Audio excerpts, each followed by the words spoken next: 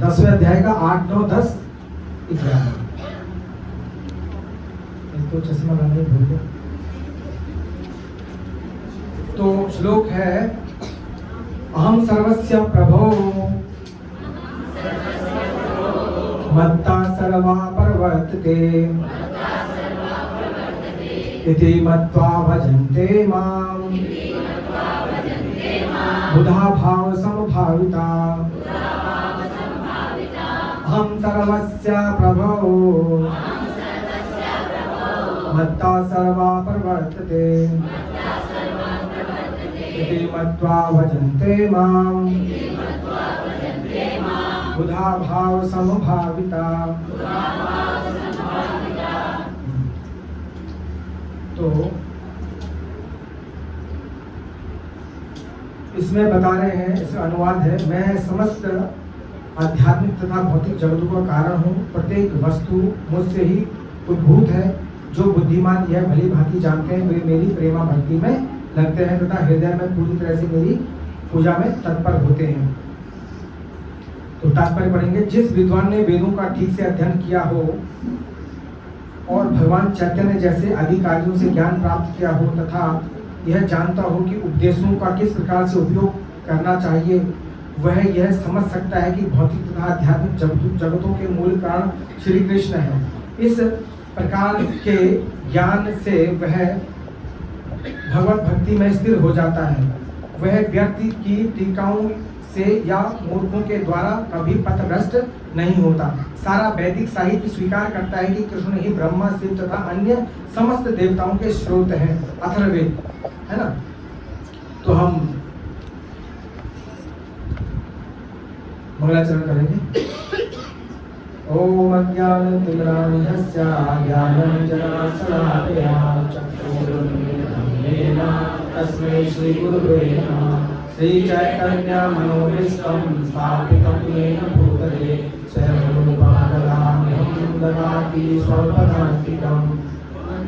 कल्पतरूपस्य कृपा सिन्धुभैव च पतितानां पावनेभ्यो वैष्णवेभ्यो नमो नमः। जय श्री कृष्ण चैतन्य प्रभु नित्यानंद श्री अद्वैत गदाधर श्रीवासादि गौर भक्तवृंद। हरे कृष्णा कृष्णा कृष्णा हरे हरे, हरे राम राम राम हरे हरे। नमो विष्णुपादाय कृष्णपृष्ठाय भूतले श्रीमद् भक्ति वेदांत स्वामिने नामिने। नमस्ते सरस्वती देवे गौरवाणी प्रचारिणे निर्विशेषा शून्यवादी पाश्चात्यदेशकारिणे।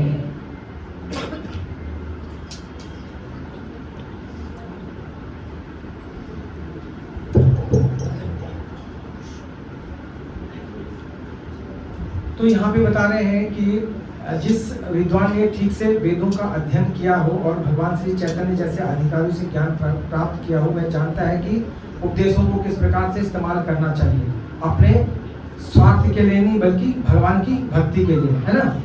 तो यहाँ पे कह रहे हैं कि हम सर्वस्य प्रभु, जो ये जान जाता है, हम सर्वस्य प्रभु। अहम मतलब मैं, सर्वस्य मतलब सबका, प्रभु मतलब उत्पत्ति का कारण है नहीं।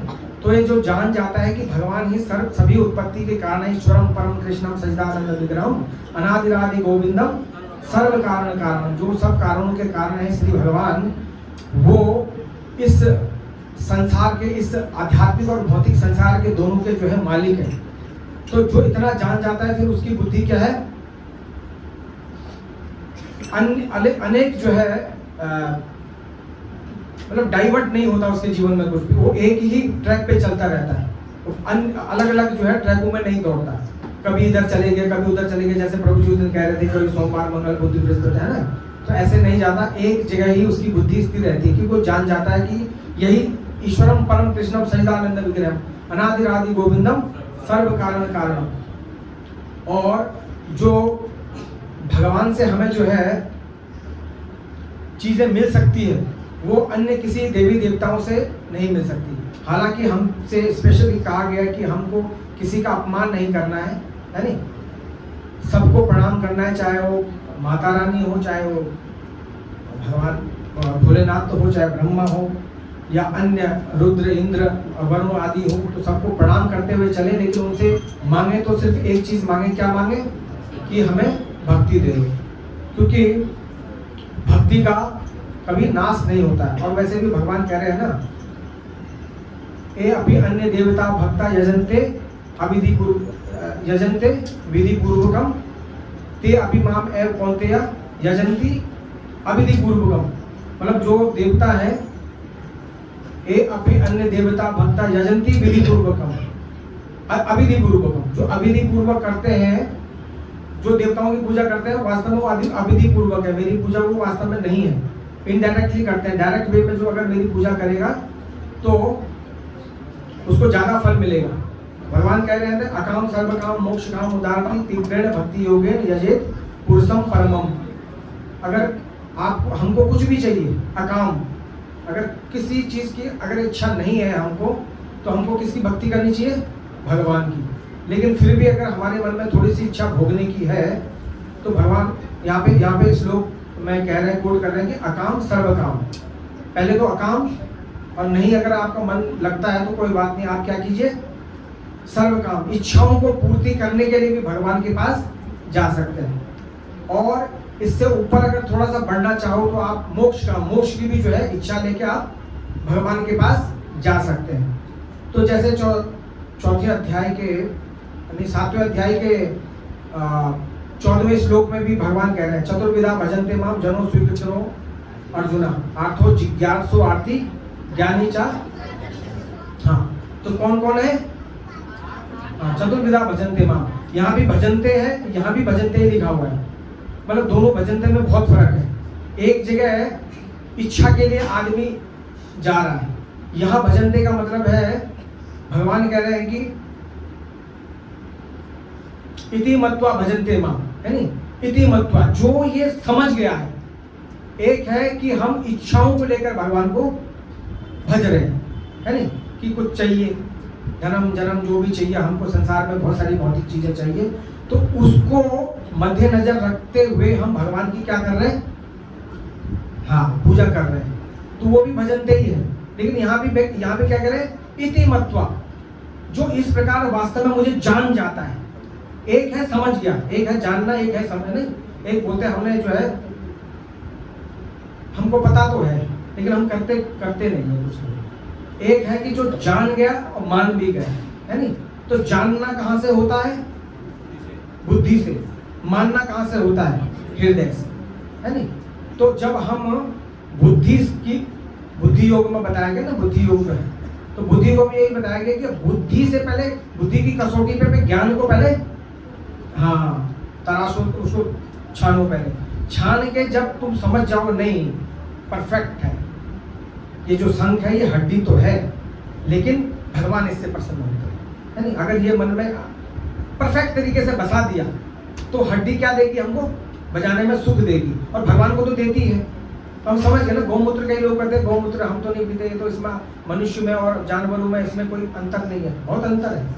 एक ही घर में माँ रहती है, बेटी रहती है, पत्नी भी रहती है, सभी रहते हैं ना, लेकिन सब एक जैसी दृष्टि से तो नहीं देखते हम। सबके लिए हमारी अलग दृष्टि होती है। माँ के लिए अलग दृष्टि है, पत्नी के लिए अलग दृष्टि है, और अपने बच्चों के लिए जो बिटिया है उसके लिए अलग दृष्टि है तो कि नहीं वही चीज है, कोई भेद थोड़ी है उसमें। क्यों प्रभु जी, गलत तो नहीं कह रहे? बता देना गलत कह रहे। तो इसमें कोई भेद नहीं है, तीनों एक जैसी है। इसी प्रकार से जो है गौमूत्र, ऐसा नहीं कि सभी मूत्र एक समान है, ऐसा नहीं है। गौमूत्र वेद उसको भगवान जो है उसको ऑथराइज कर रहे हैं, है नहीं। ऑथराइज कर रहे हैं, इसका मतलब हमारे हित के लिए है। तो उसमें हम अगर उसको पी लें, उसको हम उसको अपने सर में डाल लें, तो उससे क्या होंगे? हम पवित्र हो जाएंगे। और वही कोई और जानवर का ले लिया तो हम पवित्र हो जाएंगे, फिर तो घर जाके नहाना पड़ेगा नहीं।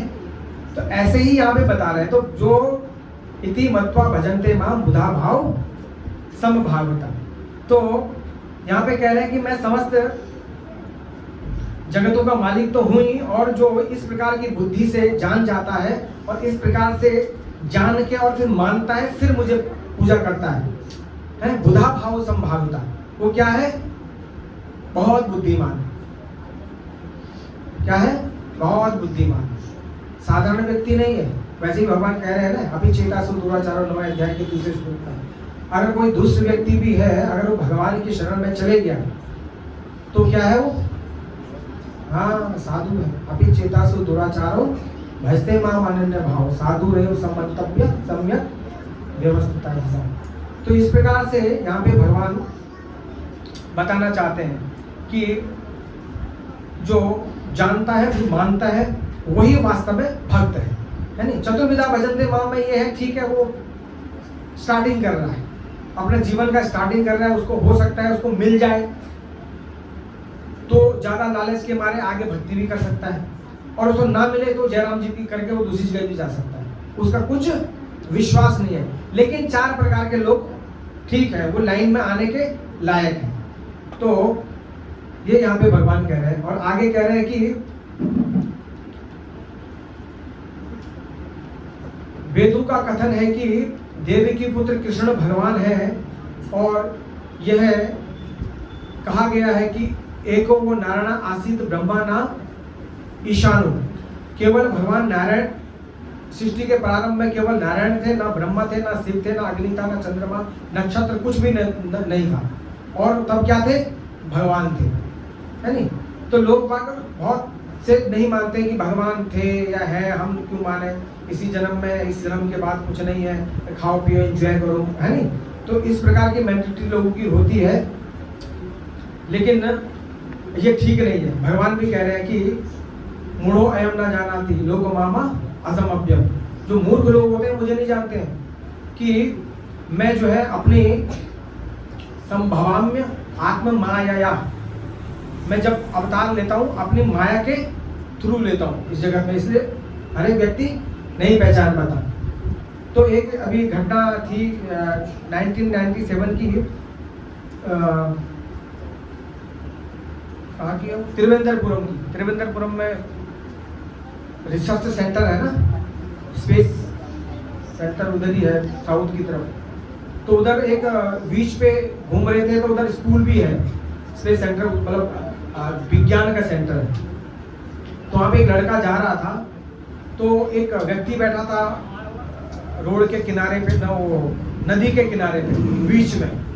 तो उन्होंने बोला कि क्या सर आप भी ना इतने बूढ़े हो गए, आप भगवत गीता पढ़ रहे हैं, आप, हमारा देश तभी पीछे है नहीं? लोग कहाँ कहाँ चले गए और हम जो है भगवत गीता में अटके हुए हैं, और आपकी तो उम्र हो गई है, आपको जो है और चीज़ों को करना चाहिए, न्यूज़पेपर वगैरह अन्य अन्य चीज़ें पढ़नी चाहिए, इससे क्या होगा? तो जैसे ही कह रहा था तो बुजुर्ग ने कोई जवाब नहीं दिया। फिर उसने दोबारा बोला, तिबारा बोला, तो बुजुर्ग ने फिर अपनी भगवत गीता बंद करी और बोला कि बेटा कौन हो तुम, कहाँ से आए हो? बोला मैं कलकत्ता से आया हूँ, है नहीं? और मैं यहाँ पे एक स्कूल का नाम था बायोमेट्रिक रिसर्च सेंटर, कॉलेज का नाम, इसमें मैं पढ़ रहा हूँ। सामने जो बिल्डिंग दिख रही है ना आपको, वो बिल्डिंग में मैं पढ़ाई करने आया हूँ, कलकत्ता से पीएचडी कर रहा हूँ, इंजीनियरिंग पीएचडी कर रहा हूँ, और इसी स्कूल में, इसी कॉलेज में। और इसलिए हम अभी घूमने के लिए आए, तो देखा आपके हाथ में भगवत गीता है, तो ये तो पुराना ग्रंथ है, बैकवर्ड वाली चीज़ें हैं, तो इनको नहीं हमको। वैसे ही उसने बोला ठीक है बेटा, थैंक यू, धन्यवाद। वैसे जैसे उठा और निकला, तो ऐसी 2-3 जो है गाड़ियाँ आ गई लाल बत्ती वाली, और 5-6 जो है कमांडो आ गए, और बोला सब आइए बैठिए। दरवाजा खोला फटक से, वो हक्का बक्का रह गया। उसने बोले ये क्या है, ये कौन है? तो प्लीज पीछे से दौड़ा और एकदम गया वहाँ पे, और बोला सर आप कौन है? बोला आपने कौन से स्कूल का नाम बताया? नहीं, कौन से कॉलेज का नाम बताया है? बोले ये बायो क्या नाम बताया?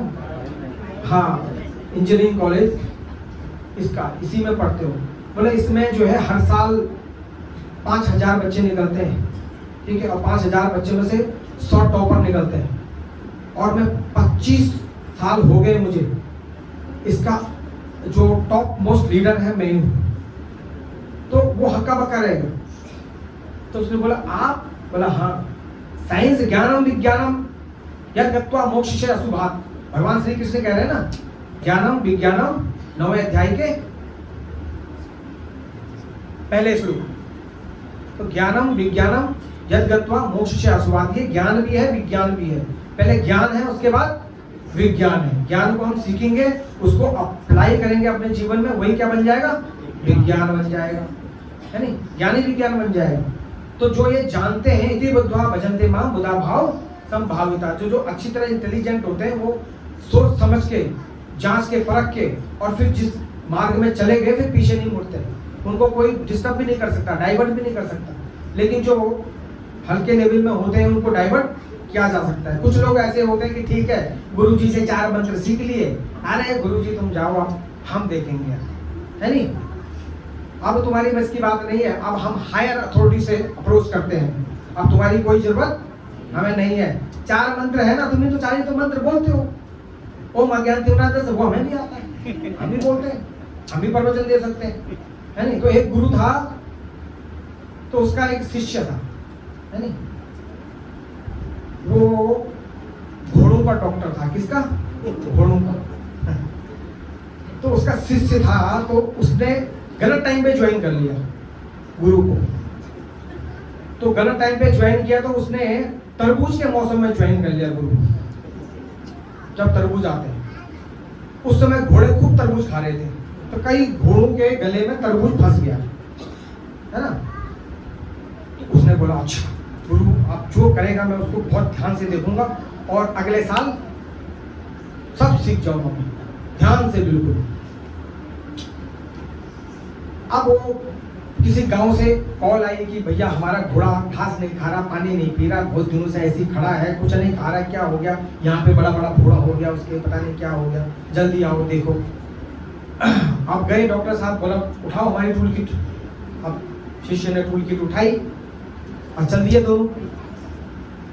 अब शिष्य ने गुरु ने बोला, कहाँ है घोड़ा? तो सब अपने अपने घोड़े ले आए, लाइन से खड़ा कर दिया। अब सबके किधर इधर निकला, कभी इधर निकला, कभी एक चीज के इधर निकला, फंस गया। अब गोल फूटा ही नहीं, है नहीं? तो फूटा नहीं, तो अब ठीक है लाइन में कर दिया। अब शिष्य से बोला, बेटा, बोले जी गुरुदेव।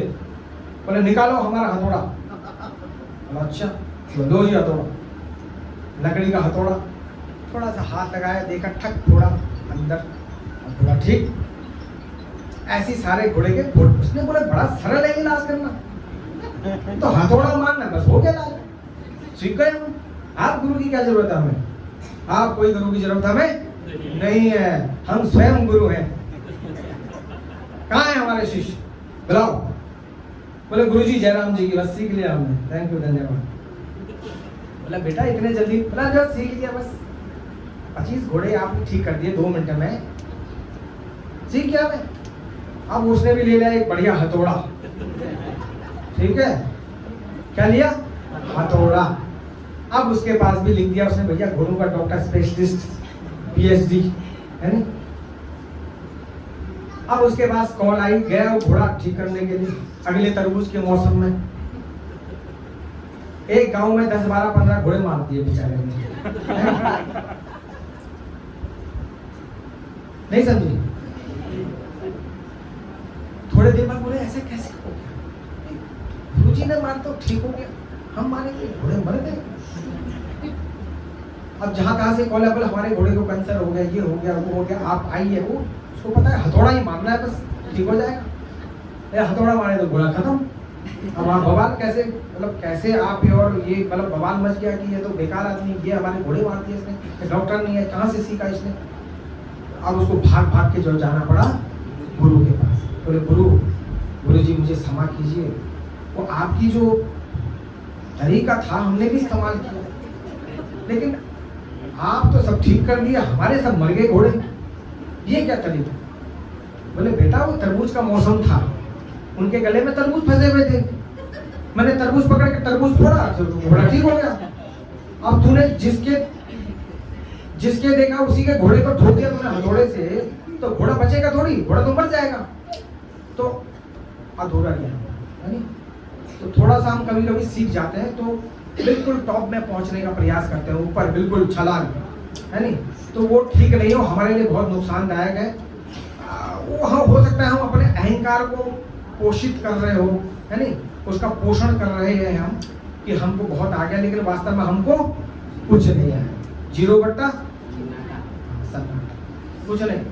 तो इस प्रकार का हमको नहीं करना चाहिए, गुरु को छोड़ के आगे एकदम नहीं जाना चाहिए। जिस प्रकार से अथॉरिटी, ठीक है थोड़ा समय लग सकता है, कभी बुरी भी लगती है हमें बातें, कभी हो सकता है लगता है कि कभी बहुत गड़बड़ है, लेकिन फिर भी क्रॉस कभी नहीं करना चाहिए, नेवर क्रॉस, कभी नहीं, यानी क्रॉस तो कभी करना ही नहीं चाहिए। अगर क्रॉस कर दिया तो क्या हो गया, हमारा बंटा हाँ हो जाएगा, ठीक है, हमारा भी जो है तो गांठ पड़ी है ना, वो फूटेगी नहीं, अटक जाएगी, वो खाना पीना बंद हो जाएगा, ठीक है।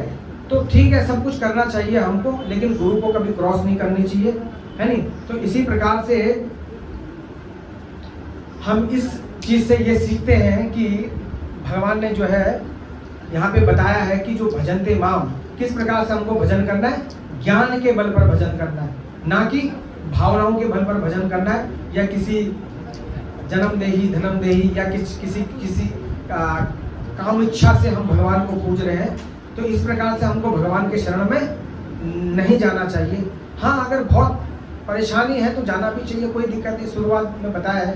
लेकिन यदि भजनते माम बुधा भाव संभावता, भगवान उसी को बुद्धिमान बताते हैं जिसने बुद्धि के लेवल पे सोच के हृदय से जो है एक्सेप्ट किया है और भगवान को अपने जीवन में अपनाया है। और सारी जो जितनी भी हमारी भक्ति के 64 अंग हैं या नवदा भक्ति के 9 अंग हैं, चाहे एक ही अंग है नहीं, जैसे हमें भागवत में प्रभु जी भी कल लेक्चर दे रहे थे कि शरणम कीर्तनम विष्णु स्मरणम पाद सेवनम अर्चनम मदनम दास्यम सांख्यम आत्मनिवेदनम। तो 9 प्रकार के नवदा भक्ति है जो श्री राम ने सबरी मैया को बताया था, है नहीं। और इन 9 नवदा भक्ति के एक भी अंग को हम अगर पूरा करेंगे तो हम भगवान तक पहुंच सकते हैं, है नहीं। तो ज़्यादा ना बोलते हुए, समय बहुत ज़्यादा हो गया है, 15 मिनट का टाइम था, 30 मिनट हो गए, तो क्षमा चाहते हैं। तो इतना अभी काफ़ी है नहीं। और इसमें कुछ त्रुटि हो गई हो, कुछ ऊपर नीचे हो गई, उसके लिए मैं क्षमा चाहता हूँ, है नहीं। और किसी का कोई प्रश्न है तो पूछ सकते हैं। हरे कृष्ण। है कोई प्रश्न? नहीं?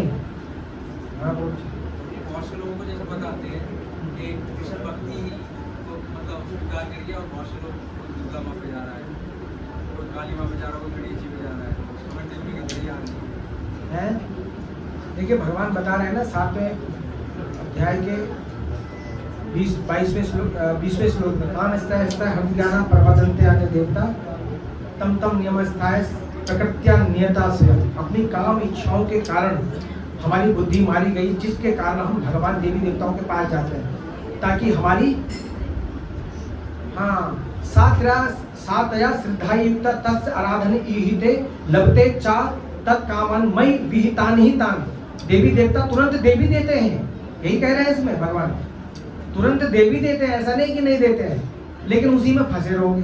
पुनरपि जन्मम पुनरपि मरणम पुनरपि जन्म जठरा सैनम, बार बार आना जाना चलता रहेगा, फिर उसका क्या फायदा? उसका फायदा नहीं है। इसीलिए तो यहाँ पे कह रहे बुद्धि से आप वेद पढ़िए, शास्त्र पढ़िए, उपनिषद पढ़िए। भगवत गीता एक ऐसा शास्त्र है जो समस्त स्पिरिचुअल जो स्क्रिप्चर्स है हमारे सबका निचोड़ है नहीं, सबका निचोड़ है। आपने ये पढ़ लिया समझ लो, लगभग सब कुछ पढ़ लिया। इसमें भगवान बता रहे हैं, इसमें तो स्वयं भगवान बता रहे हैं ना। वहां तो व्यास देव जी ने लिखा था, व्यास देव जी ने बोला था, गणेश जी ने लिखा था, यहाँ तो स्वयं भगवान बोल रहे हैं। तो ऑथेंटिक अगर इन दोनों में भी अगर कंपैरिजन किया तो ज्यादा ऑथेंटिक कौन सा है? हाँ, तो भगवान भगवत गीता में कह रहे हैं काम इससे हम ज्ञान था प्रबदनते अन्य देवता, है नहीं। तो काम इच्छाओं के कारण हमारी बुद्धि कलुषित हो गई है, मारी गई है, हम जो है नहीं वेट कर पाते हैं, है नहीं। लोग इतना ज्यादा हमको उस चीज को पाने की ललक है कि हम ज्यादा वेट नहीं कर सकते। कृष्ण हरे कृष्णा ये बहुत दूर की बात है, सोचते हैं फटाफट जो है साल भर में जो है काम हो जाए, फटाफट दुर्गा मैया हमारी मुरादें पूरी कर दे, या अन्य देवता जिसके पास भी हम जाते हैं फटाफट हमें मिल जाए और हमारी तृप्ति हो जाए। तो इस कारण हम फंसे रहते हैं। अदरवाइज भगवान कह ही रहे, सर्वधर्मां परित्यज्य मामेक शरणं व्रजामि त्वं सर्व पापेभ्यो मोक्षयिष्यामि। अगर तू एक बार मेरी शरण में आ जाए तो मैं तेरे सभी पापों को क्या कर दूंगा, हाँ, खत्म कर दूंगा, नाश कर दूंगा, और तुझे फिर दोबारा यहाँ इस जगत में आने की भी जरूरत नहीं है। शायद आप सेटिस्फाइड हो गए होंगे। बस और कोई? ठीक है। हरे कृष्णा।